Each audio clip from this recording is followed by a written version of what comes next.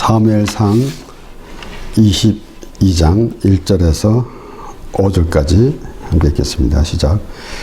그러므로 다윗이 그곳을 떠나 아둘람 굴로 도망하매 그 형제와 아비의 온 집이 듣고는 그리로 내려가서 그에게 이르렀고 환난당한 모든 자와 빚진 자와 마음이 원통한 자가 다 그에게로 모였고 그는 그 장관이 되었는데 그와 함께 한 자가 400명 가량이었더라. 다윗이 거기서 모압 미스베로 가서 모압 왕에게 이르되 하나님이 나를 위하여 어떻게 하실 것을 내가 알기까지 나의 부모로 나와서 당신들과 함께 있게 하기를 청하나이다 하고 부모를 인도하여 모압 왕 앞에 나아갔더니 그들이 다윗이 요새에 있을 동안에 모압 왕과 함께 있었더라. 선지자 갓이 다윗에게 이르되 이 요새에 있지 말고 떠나 유다 땅으로 들어가라. 다윗이 떠나 헤렛 수풀에 이르니라. 아멘. 오늘 이 다윗이 블레셋 사람과 싸워서 공을 세웠는데도 불구하고 이제 사울이 다윗을 죽이려 하기 때문에 도망 다니는 신세가 되었습니다. 다윗이 왕이 되기 위해서 기름 부음을 받았는데 이러한 수모를 겪게 되는 것입니다. 그래서 오늘 본문에 보면은 그러므로 라고 시작하는 말씀에 앞에 보면은 다윗이 그랄에 가서 그것에 피해 있었습니다. 그러니까 사울 왕을 피해서 이제 그곳으로 가게 됐는데 그것은 적진이기 때문에 이제 사울 왕이 따라오지 못하게 되는 거죠. 결국은 그곳에서도 이제 위협을 느끼고 그리고 또 그 위기를 외면하기 위해서 미친 짓을 한 것입니다. 우리가 이렇게 하나님을 믿는 사람들이 때로는 참으로 마음이 불편할 때가 있습니다. 왜 이런 일이 있는가? 라는 것. 참 아브라함도 하나님께서 부르셔서 내가 지시할 땅으로 가라. 그곳에 갔는데 그 땅에 기근이 들었어요. 그래서 애국으로 내려가서 또 자기 아내를 누이라고 그렇게 말하는 그리고 그것도 한 번도 아니고 두 번이나 했고 마찬가지로 또 이삭도 그러한 모습이 있었습니다. 그러니까 우리의 수준으로 보게 되면은 다윗이 어째 그렇게 당당하지 못하고 또 미친 짓까지 했는가 라는 생각도 들기도 합니다.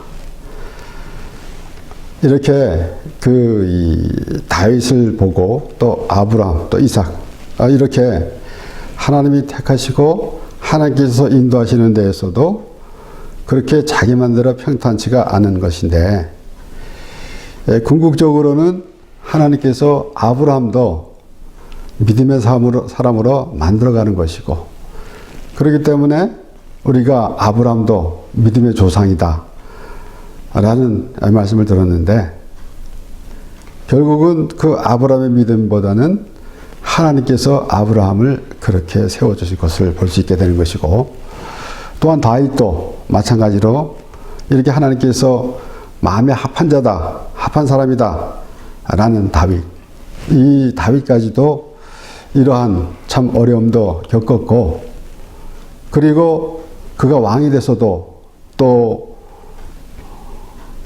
밧세바를 범하고 우리아를 죽이는 그러한 죄를 범하기도 했습니다. 그러므로 우리가 하나님 앞에 내가 하나님 앞에 잘난 사람이다 말할 사람은 없는 것입니다. 하나님께서 그렇게 인도해 가시는 것입니다. 그래서 다윗이 그런 모습을 보면은 참 의아해하고 우리의 수준으로 생각해 볼 때는 어째 그렇게 하나님이 택함을 받은 사람인데 그런 모습이랬었는가 라는 것도 생각해 볼 수가 있게 되지만은 이 다윗을 보면은 지금 사울에게도 쫓기는 신세가 됐고 또 그것에 말하자면 망명을 갔는데 그것에서도 또 위협을 느끼게 되는 그런 상황, 갈 데가 없습니다. 그런데 결국은 또 오늘 본문 말씀을 보면은 선지자 갓이 이제 이 요새에 있지 말고 유다 땅으로 가라 그렇게 말하는 것입니다. 결국은 다윗이 있어야 할 것은 그 이스라엘 하나님께서 정해주신 그것에 있어야 될 것입니다. 바로 유다에 있어야 할 것이에요. 이렇게 이제 다윗의 그러한 모습을 보는데 오늘 우리가 또 확실하게 또 다시 보아야 할 그 구절에는 2절에 보면은 그 환난당한 모든 자와 빚진 자와 마음이 원통한 자가 다 그에게로 모였고 그랬습니다. 결국은 이제 우리가 항상 생각해 보는 것이지만은 이 다윗을 보면서 우리는 예수님을 알게 됩니다. 어떻게 이렇게 지금 우리의 수준으로 보게 된다면은 이 다윗이 처한 형편에서 거기서 또 더 힘 있는 자 그리고 또 이 다윗을 참 그 막강한 그 능력으로 도와줄 자들이 모였으면은 얼마나 좋았겠습니까? 다시 사울하고도 대적할 수도 있고. 그런데 오히려 환난 당한 자, 빚진 자, 마음이 원통한 자가 모였다라는 것입니다. 그래서 다윗을 우리가 볼 때에 예수님을 상징하는 다윗이라고 우리가 분명히 보는 가운데 지금 이러한 모습을 보면서 바로 예수님께서 참 우리 이 땅에 오신 목적이 무엇이고 또 예수님을 영접하는 자는 과연 어떤 사람들인가 라는 것을 생각해 보게 되는 것입니다. 다윗이 지금 이 미친 짓을 하다가 쫓겨난 그 상황에서 지은 시 시편 34편 18절에서 19절 말씀을 보면은 여호와는 마음이 상한 자에게 가까이 하시고 중심에 통회하는 자를 구원하시도다. 의인은 고난이 많으나 여호와께서 그 모든 고난에서 건지시는도다. 결국은 다윗은 그러한 상황 가운데서 하나님을 알게 되고 깨달아지는 것. 그렇기 때문에 그가 사울에게 쫓김을 받으면서 사울 왕으로부터 도망을 나오고 그가 그것에 피해 가 있던 것에서도 안전하지 못하기 때문에 다시 또 나와야 되는 상황. 그런 상황에서 하나님을 더 알게 되는 그런 모습을 보게 되는 것입니다. 이렇게 하나님께서 이 아브라함을 부르셨고 또 하나님께서는 아브라함에게 말씀하시고 약속하신 말씀이 이삭에게도 야곱에게도 그렇게 계속 이어지는 상황. 앞서 말씀드렸지만은 아브라함을 부르셨는데도 아브라함이 당한 고통, 그런 고통이 결국은 또 이제 그 하나님께서 하나님의 백성으로 삼으시는 바로 야곱에게도 있었습니다. 야곱이 참 형 에서를 속이고 아버지를 속이고 이제 외삼촌 라반의 집으로 향하는 그 고달픈 길에 하나님께서 그를 만나 주셨습니다. 그래서 창세기 28장 13절에서 15절 말씀을 보면은 또 본즉 여호와께서 그 위에 서서 가라사대 나는 여호와니 너의 조부 아브라함의 하나님이요 이삭의 하나님이라 너 누운 땅을 내가 너와 네 자손에게 주리니 네 자손이 땅에 티끌같이 되어서 동서남북에 편만할지며 땅의 모든 족속이 너와 네 자손을 인하여 복을 얻으리라. 내가 너와 함께 있어 내가 들어가든지 너를 지키며 너를 이끌어 이 땅으로 돌아오게 할지라. 내가 내게 허락할 것을 다 이루기까지 너를 떠나지 아니하리라 하신지라. 이런 가운데 이렇게 어려운 가운데 있지만은 하나님이 함께 하신다는 약속의 말씀. 만약에 모든 것이 순조롭게 잘 풀리고 있다 한다면은 오히려 하나님이 함께 하신다는 의미조차 모르고 자신이 잘해서 가는 것으로 그렇게 여겨질 수도 있게 될 것입니다. 아브라함을 부르셨는데 그래서 내가 지시할 땅으로 가라 그랬는데 그것에 기근이 있었고 또 하나님께서 다윗을 왕으로 세우시려고 기름을 부으셨는데 사울 왕이 그를 괴롭히고 죽이려고 쫓아다니고 하는 이런 모든 것. 그런 가운데서 우리는 무엇을 또 알아야 되는가 하면은 바로 하나님께서 다윗을 세워주신 우리가 지난주에도 말씀을 본 가운데 다윗을 보면서 예수님을 알 수 있도록 그렇게 베풀어 주시는 그 하나님의 말씀을 보게 되는 것입니다. 여기에 다윗을 쫓아온 그 다윗에게 모인 사람들이 환난당한 모든 자와 빚진 자와 마음이 원통한 자. 아마도 이 세상에 사는 사람들 중에 나름대로 잘 산다고 하지만은 자기 스스로 정말 잘 살고 있다 생각하는 것은 착각에 불과하고 정말 내면적으로는 이런 모습이 될 것입니다. 그런데 그래하지 못하고 자기 잘난 맛에 살아가는 인생들이라는 것이에요. 우리 모두가.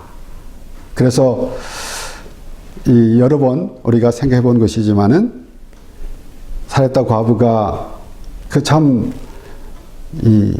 가루 조금 남은 거 하고 기름 조금 남은 거 가지고 떡을 해 먹고 이제 아들과 함께 죽으려고 하는 그러한 모습이 얼마나 비참합니까?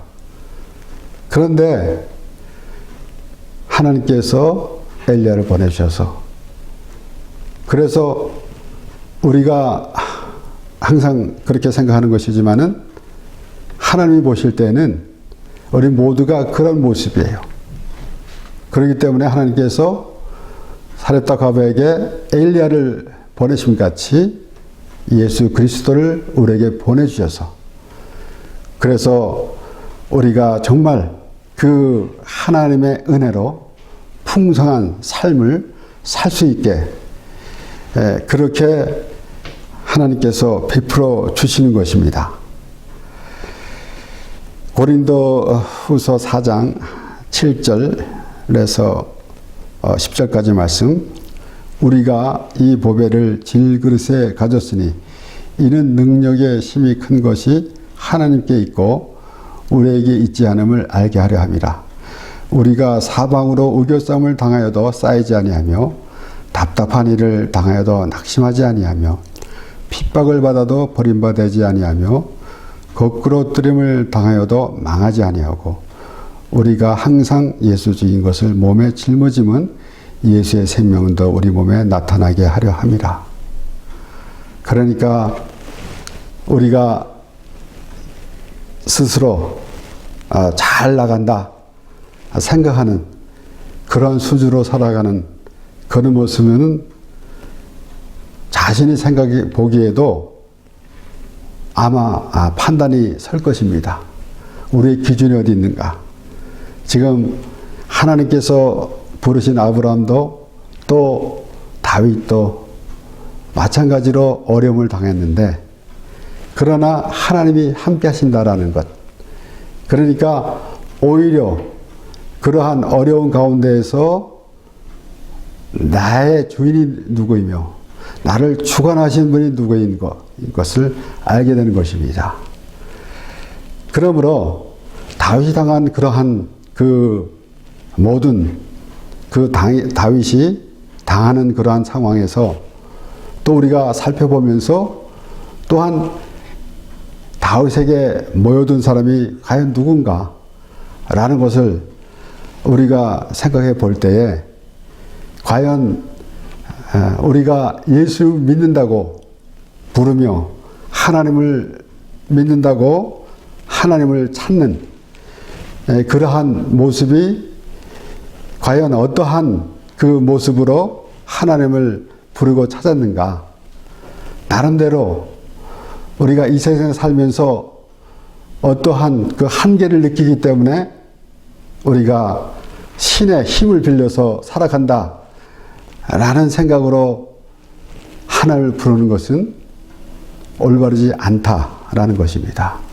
우리의 근본이 어디며 우리가 어떻게 될 것인가 라는 그런 생각을 충분히 해야 하는 것인데, 우리는 생각이 부족해서 사람들은 나름대로 철학이나 학문으로 인생을 논하려고 하지만은, 확실한 하나님의 말씀을 통해서 우리는 어디서부터 출발했고 어떻게 되어져 가며 우리는 영원한 생명을 얻은 하나님의 백성이다 라는 그러한 믿음이 우리에게 있어야 하는 것입니다.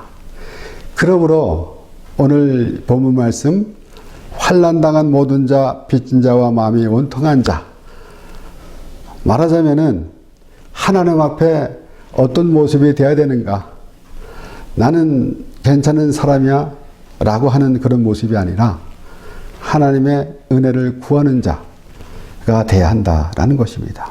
그래서 어떤 의식적인 행위를 하면서 내가 하나님께 예배했습니다 라는 그러한 모습이 되지 아니하고, 우리는 하나님 앞에 나와서 하나님이여 불쌍히 여옵소서 나는 죄인으로서이다 라는 그러한 마음의 자세가 하나님과의 대화가 시작이 되는 것이고, 그렇게 해서 하나님과 대화가 이어져 가는 것입니다. 시편 72편 12절에서 15절 말씀을 보면은, 저는 궁핍한 자의 부르짖을 때에 건지며 도움이 없는 가난한 자도 건지며, 저는 가난한 자와 궁핍한 자를 긍휼히 여기며 궁핍한 자의 생명을 구원하며 저의 생명을 압박과 강포에서 구속하리니 저희 피가 그 목전에 기하리로다. 저희가 생존하여 스바의 금을 저에게 드리며 사람들이 저를 위하여 항상 기도하고 종일 찬송하리로다. 그래서 궁핍한 자의 부르짖을 때에 가난한 자의 궁핍한 자를 긍휼히 여기며 라고 했을 때에, 과연 그 궁핍과 가난이 무엇을 의미합니까? 그러니까 오늘날 특별하게 사람들은 가난한 자의 복음을 전하라 라는 그것을 듣고는 돈 많은 사람, 잘 사는 사람 말고 돈이 없어서 가난한 사람들 찾아다니면서 복음을 전한다 라는 생각을 가지고 있습니다. 그러면은 돈이 많은 부자는 복음을 들을 자격이 없는 것이겠습니까? 그러니까 그만한 마음의 자세가 되어야 한다라는 것입니다. 아무리 가진 것이 많고 권력이 있다 할지라도 그 마음의 자세에서, 하나님 앞에서 마음의 자세는 살했다 과부와 같은 그런 모습이 되어야 할 것이고, 오늘 다윗에게 몰려온 400명의 자들, 환난당한 모든 자, 빚진 자와 마음에 원통한 자, 이런 자세가 되어야 한다라는 것이에요. 그렇다고 해서 우리가 이렇게 이 밝은 이 세상에서 얼굴을 찌푸리며 살아라는 얘기는 아닙니다. 그런 말이 아니라 우리는 근본이 어디에 있는가? 우리는 스스로 잘난 체하며 살아갈 그러할 위인이 못 되는 것입니다. 그러한 자가 못 되는 것입니다. 그런데도 불구하고 자신을 감추고 있는 모습. 그래서 오히려 우리는 자신을 드러낸 것과 자신을 감춘 거 있는 것을 확실히 구별해야 하는 것이에요. 그래서 다 드러내야 하는 것인데 누구한테? 하나님 앞에. 그런데 오히려 어떤 곳에서는 사람 앞에 무엇을 다 드러내도록 그렇게 하는 것도 있지만은 그것은 잘못된 생각이고 잘못된 것이고 하나님 앞에 온전한 자신을 드러내야 하는 것입니다. 부족합니다. 연약합니다. 내세울 건 없습니다. 라는 그런 생각은 우리에게 항상 있는 것입니다. 그럼에도 불구하고 우리는 그것을 감추고 있는 모습. 그래서 오히려 우리가 주일 예배 때 깨끗하게 단정하게 하고 이제 교회 와서 예배를 합니다. 그러나 근본적으로는 우리 모습이 그 참 더러운 모습이 다 드러나야 하는 것이에요. 그래야만이 확실한 하나님과의 대화가 이루어지는 것입니다. 하나님 앞에 의롭다 여길 사람은 한 사람도 없습니다. 그래서 사도 바울도 율법의 행위로 그의 앞에 의롭다 하심을 받을 육체가 없나니 율법으로는 죄를 깨달음이라 라고 그렇게 말했던 것입니다. 그렇기 때문에 여기에 가난한 자와 궁핍한 자 이렇게 말할 때에 이런 말씀을 보면서 돈이 없어 가난한 자 그렇게 생각하는 것은 큰 오해입니다. 그러한 자세가 돼야지만이 하나님의 사랑, 하나님의 도움을 받는 하나님으로 도움을 받고 이 세상에서 살아가지만은 궁극적으로는 우리의 구원이 하나님으로부터 이루어진다라는 확실한 그 믿음이 있어야 하는 것입니다. 그래서 모세가 이스라엘 자손들에게 하나님께서 너희를 택한 것이 너희가 다른 민족보다 많은 것이 아니라 오히려 적음이다 라고 말했을 때는 하나님이 도움이 필요한 백성이 바로 하나님의 백성이다 라는 것입니다. 그래서 우리가 다시 또 강조하지만은 이 세상에 살아가면서 어떤 내가 사는 방편으로 삼는 하나님이 아니라 궁극적으로는 나의 구원을 이루어 주신 하나님, 그 하나님을 우리가 생각해야 한다라는 것이요. 시편 51편 15절에서 17절 말씀을 보면은 주여 내 입술을 열어 주소서 내 입이 주를 찬송하여 전파하리이다. 주는 제사를 즐겨 아니하시나니 그렇지 않으면 내가 드렸을 것이라. 주는 번제를 기뻐 아니하시나이다. 하나님의 구하시는 제사는 상한 심령이라. 하나님이여 상하고 통회하는 마음을 주께서 멸시치 아니하시리라. 반복되어서 나오는 말씀을 보면은 하나님의 나아는 자는 어떠한 자들인가? 다윗에게 모여든 자들은 어떠한 자들인가? 라는 것을 보면서 상한 심령을 받아주신다라는 것입니다.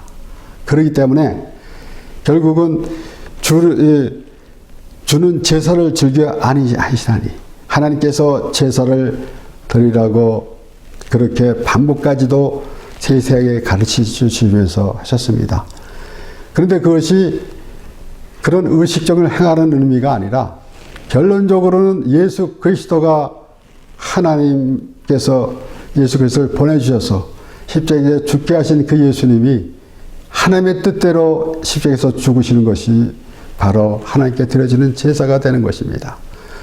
그러면 예수님께서 그렇게 십자가에서 죽으신 것이 의미 없이 죽으셨습니까?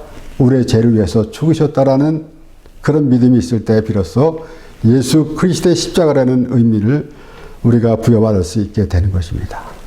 그렇기 때문에 그러한 의식을 행하는 그런 모습, 의식만 행하는 그런 모습이 아니라 실제로 상한 심령이 되어야 하는가라는 것이에요.